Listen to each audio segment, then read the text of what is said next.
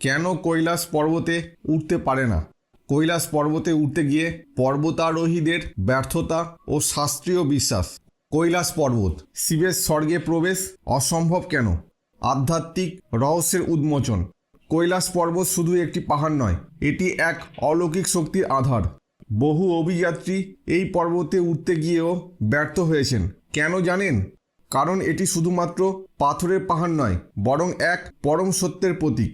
আজ আমরা এই ভিডিওতে আধ্যাত্মিকভাবে বিশ্লেষণ করব কেন কেউ কৈলাস পর্বতে উঠতে পারে না এবং কিভাবে এটি সৃষ্টির চূড়ান্ত রহস্যের দ্বার সাক্ষী। কৈলাস পর্বত শিবের ধ্যান স্থান। কৈলাস পর্বতকে বলা হয় শিবের আসন, যেখানে তিনি ধ্যানমগ্ন। এই স্থান শুধুমাত্র একটি পার্বত্য এলাকায় নয়, বরং এটি এক দৈব শক্তির স্পন্দন ক্ষেত্র। এখানে প্রবেশ করতে গেলে যে কেউ এক অদৃশ্য বাধার সম্মুখীন হয়, কারণ এটি মত্ত ও দিব্য জগতের সংযোগস্থল। যদি কেউ কৈলাসের চূড়ায় ওঠে, তবে সে শিবের ধ্যান ভঙ্গ করার স্পর্ধা দেখায় এবং প্রকৃতি তাকে থামিয়ে দেয়। ঠিক যেমন অমৃত মর্তে পাওয়া যায় না, কৈলাসের চূড়া ও মানুষের জন্য নয়। কৈলাস আধ্যাত্মিক শক্তির চুম্বক ক্ষেত্র। বহু সাধক এবং গবেষক বলেছেন কৈলাস শুধু একটি পাহাড় নয়, বরং এটি এক জীবন্ত শক্তির আধার। এটি এক বিশাল পিরামিডের মতো গঠিত, যা এক শক্তির কেন্দ্র হিসেবে কাজ করে। এর চূড়ায় এক অদৃশ্য স্পন্দন রয়েছে, যা মানবদেহ ও মনকে পরিবর্তন করতে পারে। বিজ্ঞানীরা দেখেছেন কৈলাসের চারপাশের সময় প্রবাহ অন্য পাহাড়ের তুলনায় আলাদা। এই কারণে যে কেউ এর শীর্ষে ওঠার চেষ্টা করলে তার শরীর ও মন এক ধরনের অজানা শক্তি দ্বারা প্রভাবিত হয়। অনেকে বলেন এটি শিবের শক্তি, যা শুধুমাত্র যোগী, সিদ্ধপুরুষ এবং দেবতাদের জন্য সংরক্ষিত। কৈলাসের শীর্ষ মানবদেহের সর্বোচ্চ চেতনার প্রতীক। কৈলাস পর্বত কেবলমাত্র একটি ভৌগোলিক স্থান নয়, এটি এক আধ্যাত্মিক যাত্রার প্রতীক। কৈলাসের চূড়া হলো অদ্বৈত জ্ঞান, যেখানে আমি বলে কিছু নেই, কেবল অস্তিত্বের শুদ্ধ রূপ। যে ব্যক্তি তার অহংকার, কামনা ও মোহ জয় করতে পারে, সেই প্রকৃত কৈলাস জয়ী। বাহ্যিক পর্বত আরোহণ নয়, অভ্যন্তরীণ আত্মজয়ী প্রকৃত কৈলাসারোহণ। কৈলাসে ওঠার নিষেধাজ্ঞা। আধ্যাত্মিক সতর্কতা। কৈলাসে ওঠা কেন নিষিদ্ধ? কারণ এটি শুধুমাত্র এক শারীরিক যাত্রা নয়, বরং এক মহাজাগতিক ভারসাম্য রক্ষা করে। তিব্বতের লামারা বলেন, যদি কেউ কৈলাসের চূড়ায় ওঠে, তাহলে মানবজাতির আত্মিক ভারসাম্য নষ্ট হবে। এটি শিবের লীলাক্ষেত্র, যেখানে প্রবেশ করতে হলে প্রয়োজন চরম আত্মশুদ্ধি।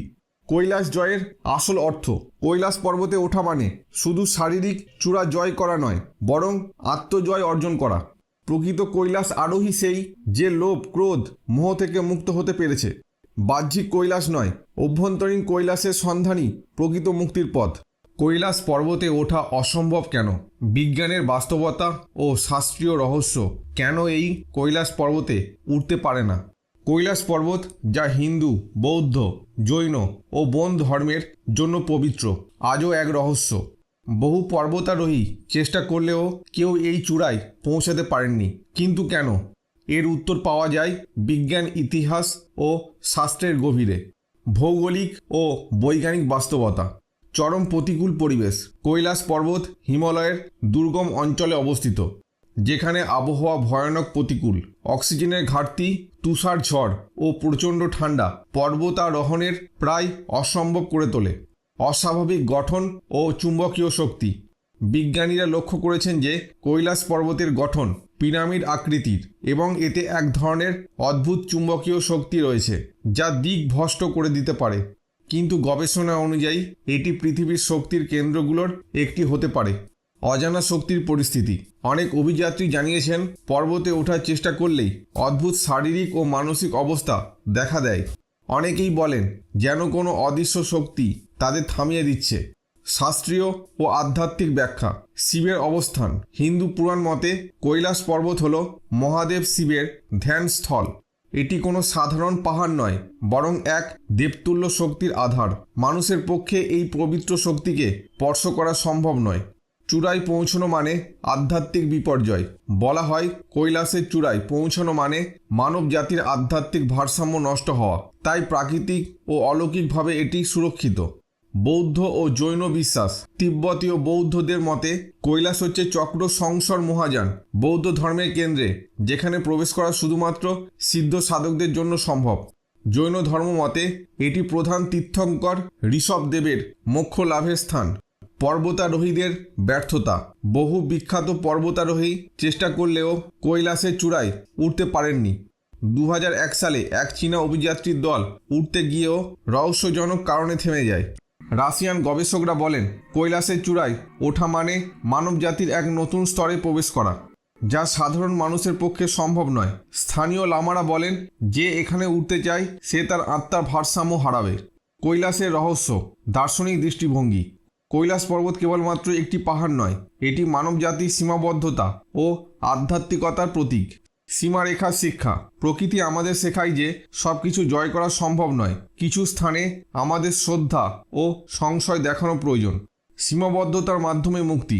কৈলাসের চূড়ায় উঠতে না পারা আমাদের শেখায় যে প্রকৃত পর্বতারোহণ বাহ্যিক নয়, বরং অভ্যন্তরীণ। আত্মার শুদ্ধিই সর্বোচ্চ শিখর। শিবের দর্শন। কৈলাস হলো ধ্যান, তপস্যা ও আত্মজ্ঞান লাভের স্থান, তাই এটি জয় করার নয়, উপলব্ধি করার বিষয়। কৈলাস পর্বতে ওঠার চেয়ে তার চারপাশে পরিক্রমা করাই প্রকৃত পর্বতারোহণ। এটি একধারে বিজ্ঞান ও আধ্যাত্মিকতার মেলবন্ধন। কেউ এখানে জোর করে উঠতে গেলে প্রকৃতি তাকে থামিয়ে দেয়। কৈলাস পর্বতে ওঠা অসম্ভব। বৈজ্ঞানিক গবেষণা যা প্রকাশ করেছে আপনি জানলে অবাক হবেন। কৈলাস পর্বত শুধু একটি পাহাড় নয়, বরং এক রহস্যময় শক্তির কেন্দ্র। কেউ এই পর্বতে উঠতে পারে না কেন? বৈজ্ঞানিক গবেষণায় উঠে এসেছে এমন কিছু তথ্য যা আমাদেরকে হতবাক করে দেবে।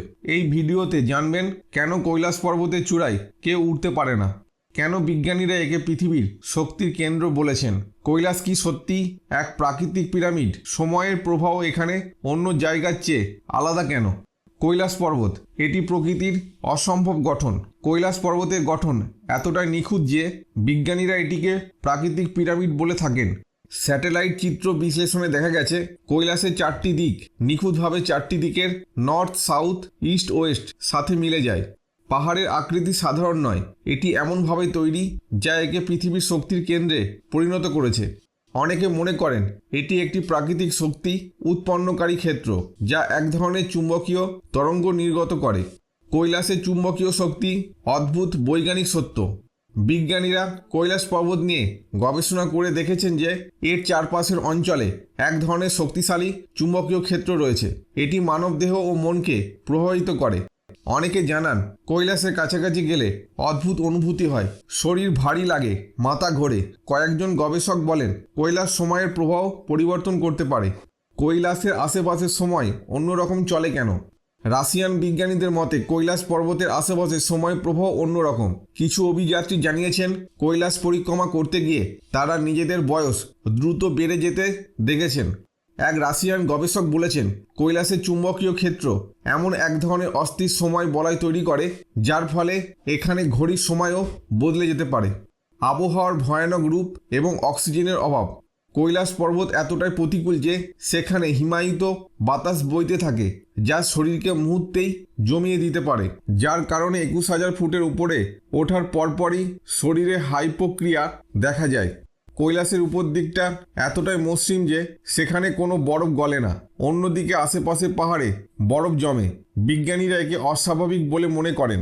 কেন কেউ কৈলাসের চূড়ায় উঠতে পারে না? এ পর্যন্ত অনেক অভিযাত্রী কৈলাস জয়ের চেষ্টা করেছেন, কিন্তু কেউ সফল হননি।